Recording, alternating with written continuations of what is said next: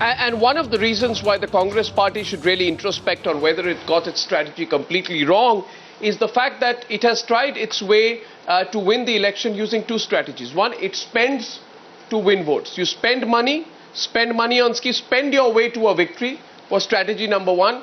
And the second one was you do a high-pitched targeting of Narendra Modi and the BJP on communalism. So a mix of this communal secular divide plus spend your way into SOPs, and this was seemed to be sort of an unbeatable strategy by the Congress party, and it has completely backfired, and this is how badly it's backfired. There are four spectrums we'll present right now. Spectrums are an indication of how a party has spread itself through the course of the election. So Jay will just explain the spectrum that we have. The first one is for Delhi. And let's go through all the spectrums and the story they tell us. Jay, very quickly, 10 seconds on each. Very interesting. Delhi, the BJP has conceded virtually nothing in its stronghold and mild seats to the Congress. The Congress was only able to reach till the swingers. Yeah. The BJP made space to up. But for the Congress, with the exception of 5 or 6, is the BJP, the Lotus and the Broom taking virtually everything there. Keep in mind the Congress played the secular communal card. The Congress played the spend your way through SOPs to win elections card in Delhi. It has completely flopped. Yeah, that's the only word for it. Now let's look at very quickly some of the other states. In fact, Madhya Pradesh, let's look at the spectrum in Madhya Pradesh. Jay. Yeah. In Madhya Pradesh, as we load the spectrum, the BJP has retained most of its strongholds. Yeah. Look at this. There is an intrusion of green over here, but by and large, 70% of the strongholds are retained.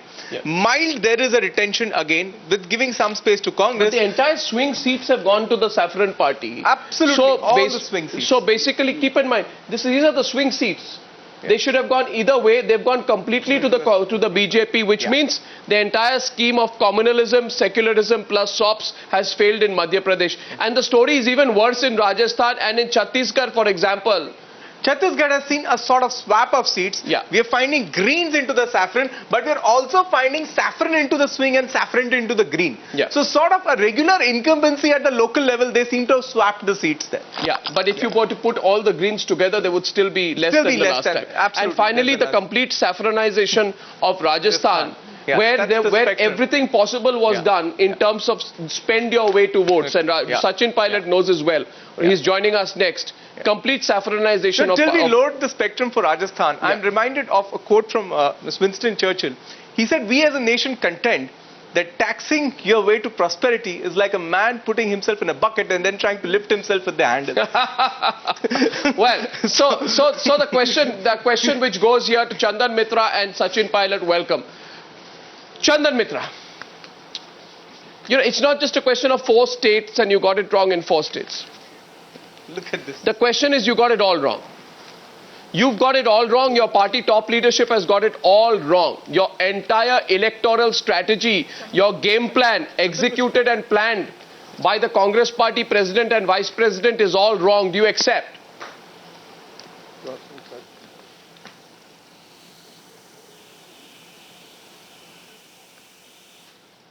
Sachin? Yes. Sachin Pilot? I think he made very strong statements there, and if I can put my party's position very clear. First of all, we have accepted defeat fair and square. We've lost these elections. We haven't been able to retain Rajasthan and Delhi, and I think Rajasthan particularly, I think the results have been very, very disappointing for us. And I think it's wrong also then to say that this has been the past and the future. This is the present. We have won many state elections in the last 1 or 2 years, and going forward we have to come back to the drawing board and rethink what we need to do. As our Congress president pointed out, these elections are telling us something, and the Congress party is as sensitive, and the issues will resonate, and you will see the Congress party coming forward out of this. My question was specific, Sachin, and you know, my question was specific. Your emphasis on SOPs and your emphasis on the secular communal divide, both before and after the elections. Do you believe that is the wrong strategy? Now, this is not going to win you any elections. This was your game plan for 2014, right? Or have you got some other card up your sleeve? Well, I think the way that you have tried to oversimplify what the Congress party does or does not do is not correct. I think it's wrong to say that all that the Congress party has done is given SOPs and given freebies and done, those affirmative action programs.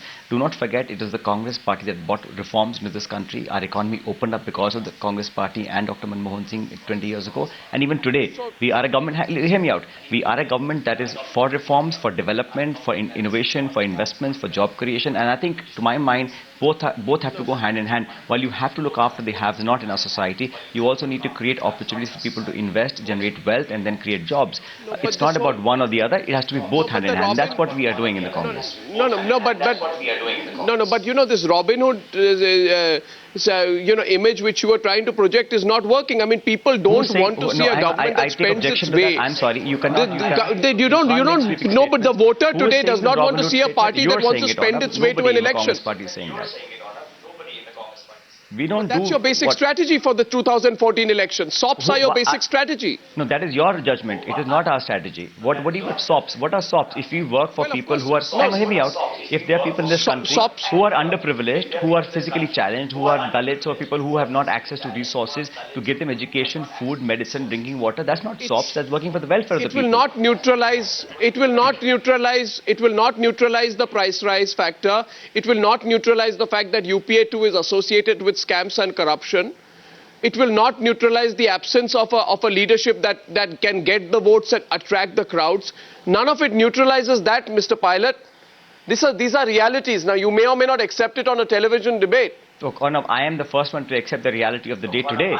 We have seen the results. They're in there for all to see, and I'm the last person to live in denial. We've seen the results, and they're telling us something, and we will come back and change what we have to change within our party. But I think what you're doing, which is what, Mr. Pilot? No, Mr. Pilot, which is what? My question to you is that one is that you create this situation where you feel that the minorities will feel worried, and there'll be a sort of religious polarization before the election because Narendra Modi is being projected by the BJP. That's your plank number one. The plank number two is that you are seen to be the party that does more for the poorer sections of the people, even if you can't afford it. So you stretch yourself, you provide the SOPs, you carry out your subsidy schemes.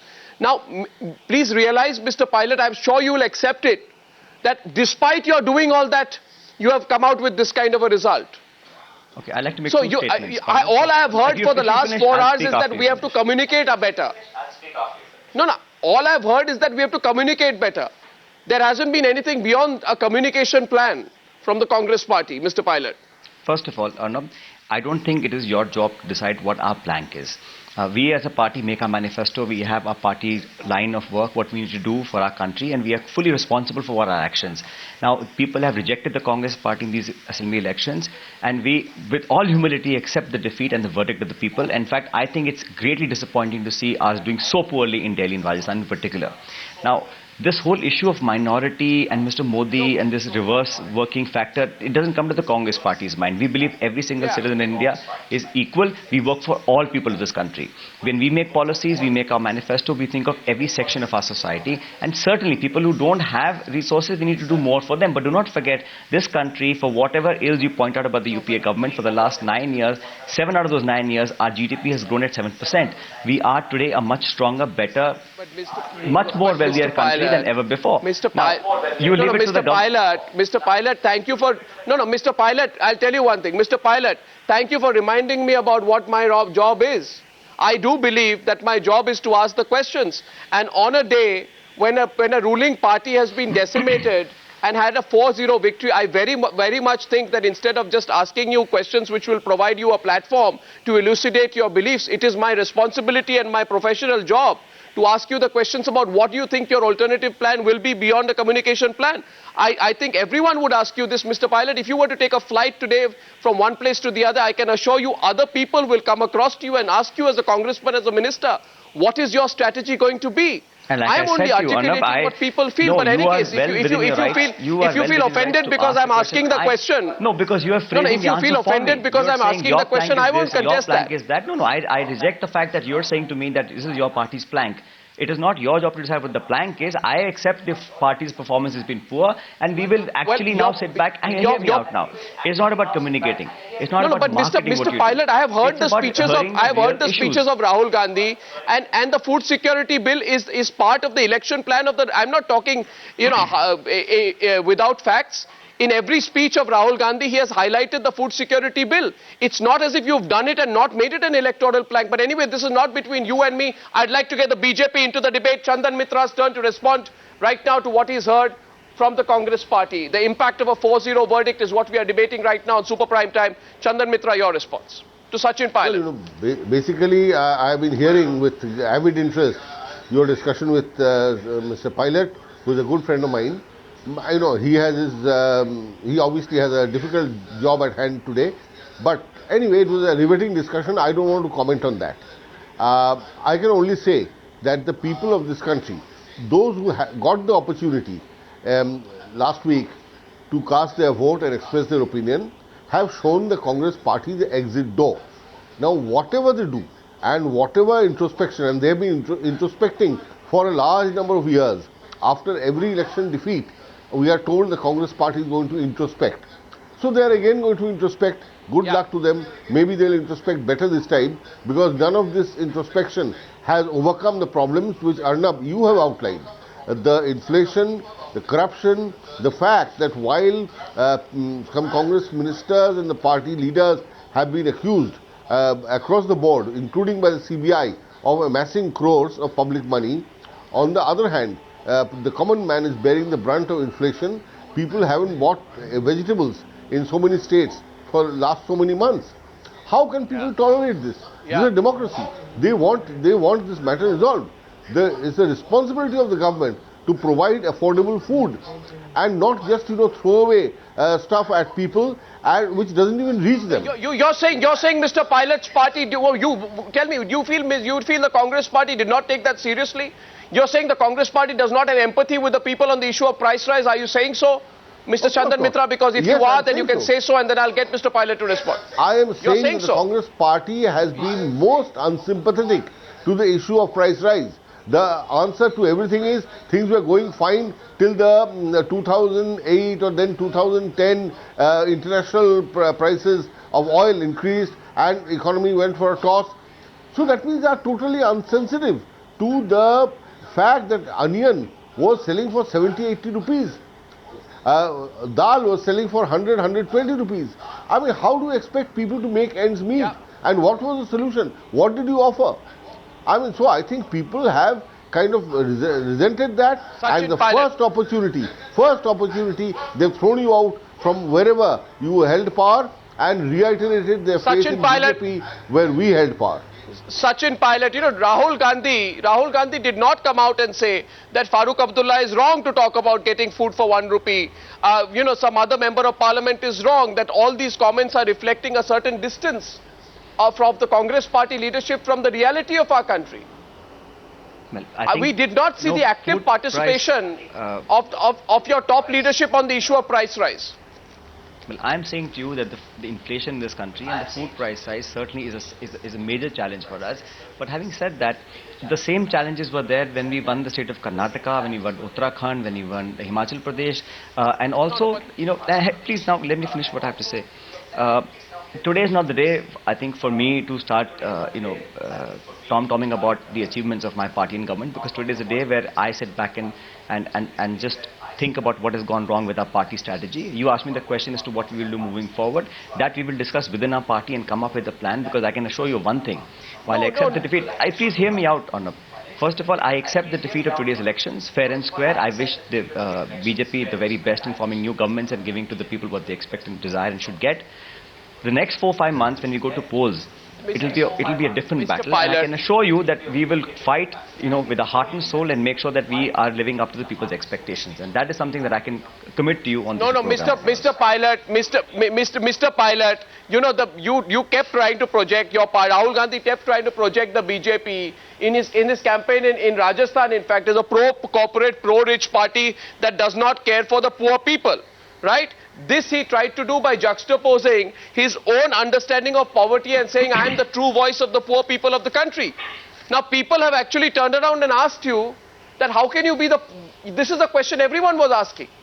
And to some extent, Mr. Pilot, your party thought it's an urban middle class question, the whole question of price rise. But today, you are being asked. Your silence at that point of time on the issue of price rise was rather deafening. We have questions for you from the panel. Any questions for Sachin Pilot from the panel? Who's going first? Yeah, can I Two ask questions for Sabha.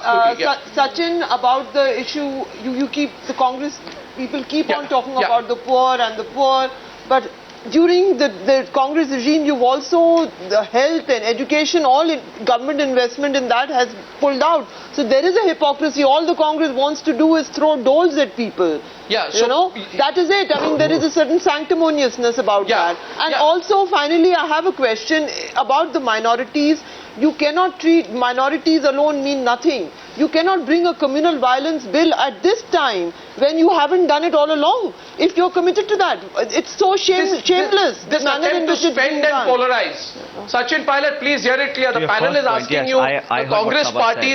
The Congress Party's strategy was to spend your way to victory and polarize your way to victory. I heard the question. Neither of is going to.